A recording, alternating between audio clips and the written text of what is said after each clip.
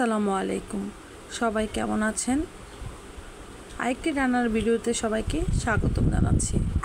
তো আমার নদীর মাছ আমি অনেক লাইক করি, বেলে মাছটাও কিন্তু আমি অনেক লাইক করি। সাথে ট্যাংরা ছিল, বাইম ছিল, একদম বেলে মাছটাই কিন্তু বেশি ছিল। তো এই মাছটা আমি এত পছন্দ করি। তো ভাবছিলাম যে যখন মাছটা কাটতেছি ধুইতেছি সেখান থেকেই ভিডিওটা ক্লিপ নিব, বাট সাহায্য করার মতো এরকম কেউ ছিল না, তাই নিজে নিজে যেটুকু পেরেছি সেটুকু করেছি। তো বেলে মাছের জন্য আমি এই ধনিয়া পাতাটা এটা আমার খুবই ভালো লাগে। আমার শীতের দিনে সচয় পাতাটা বেশি দেওয়া হয়, আর সবসময় গরমকালে আমি এইটা দিই।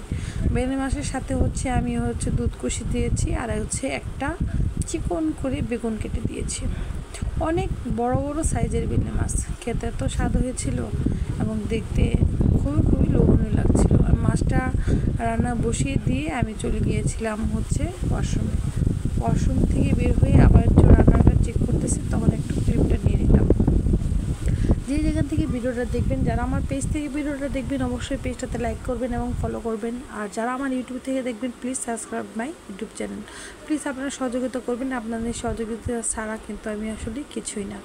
সবাই আমার জন্য দোয়া করবেন যাতে আমি আমার গন্তব্যে আমার যে ইচ্ছা, যে আশা বা যে স্বপ্নটা আছে সে স্বপ্ন যেন পূরণ করতে পারি। তো রান্নাটা আপনাদের কেমন লেগেছে অবশ্যই জানাবেন। তো আপনারা কীভাবে এবং কারা কারা বেলে মাছ পছন্দ করেন বা নদীর মাছ লাইক করেন অবশ্যই কমেন্ট করে কিন্তু জানাতে পারেন।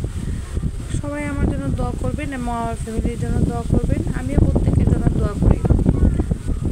আর এই যে বেলে মাছ প্রায় মোটামুটি রান্না অলমোস্ট ডান। এখন আমি ধনিয়া পাতাটা এক হাত দিয়ে ফোন ধরে দিচ্ছি। এখন ট্রাইপডটা হাতের কাছে ছিল না, তাই এক হাত দিয়ে ফোন ধরে এক হাত দিয়ে আমি ধনিয়া পাতাটা দিচ্ছি। যে সবগুলা কেটে একটু বড় বড় সাইজ করে দিয়ে দিচ্ছি, দিয়ে হালকা কিছুক্ষণ রেখে দেন আমি নামিয়ে ফেলবো। এই ধনিয়া পাতাটার ফ্লেভারটা এতটা ভালো লাগে, আর ছোটো মাছে বিশেষ করে যে কোনো মাছে দিলে আসলে অন্যরকম একটা ফ্লেভার। আর এই বেলে মাছটা আমার অনেক পছন্দ, আমার আব্বু আমার জন্য কিনেছে।